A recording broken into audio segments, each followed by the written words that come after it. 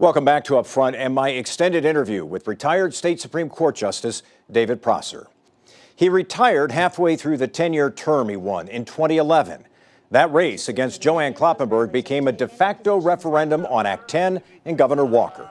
Saw a lot of big money, negative advertising, and special interests appearing to try to elect a justice they hope would rule for or against Act 10. I want to get your take on elections, judicial elections in Yes. Wisconsin, Supreme Court elections, because you went through the fire in 2011 and survived a very close election, very close, recount involved. As you look at elections today, how comfortable are you with the tone, with the amount of money that's spent, with the way campaigns are run? What do you think about that today?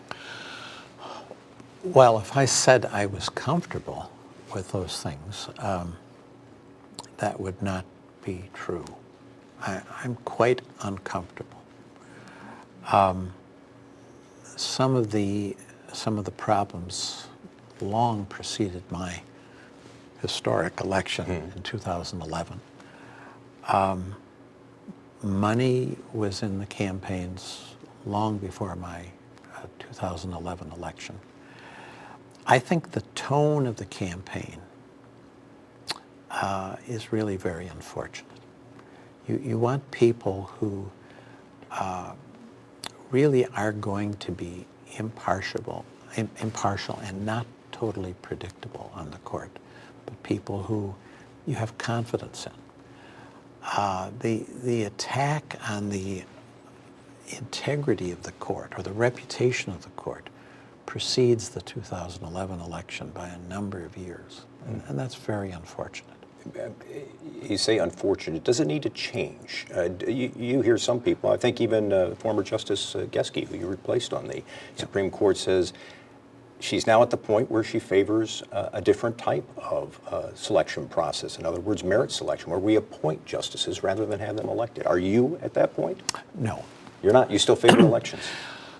I think elections need to change and to improve. But after all, we've had judicial elections since 1848.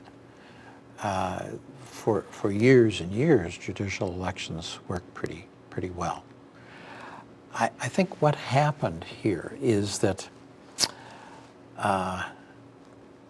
in the 90s, people decided they wanted utter predictability from Supreme Court justices, and they started to pour money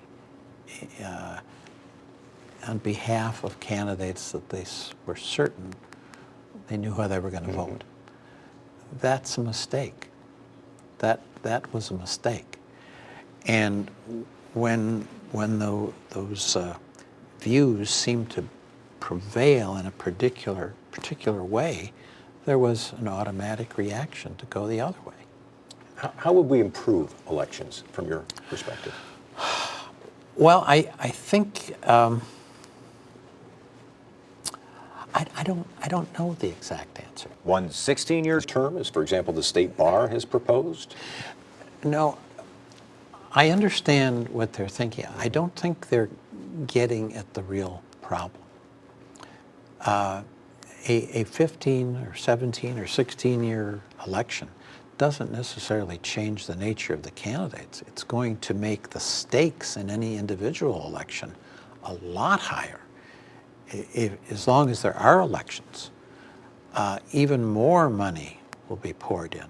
I mean, if you can't get rid of somebody for 16 years, holy cow, the stakes are a lot higher. So I don't think that's quite the answer. The court is a vital institution in Wisconsin government. It is a great institution. It has a great history.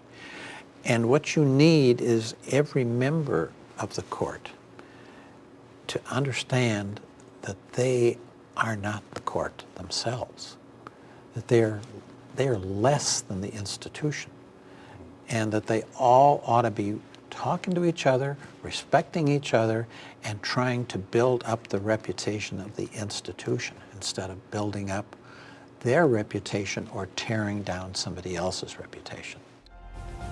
Next, David Prosser on his years in the state assembly. How different is the legislature today than when he served? That's when Up Front continues.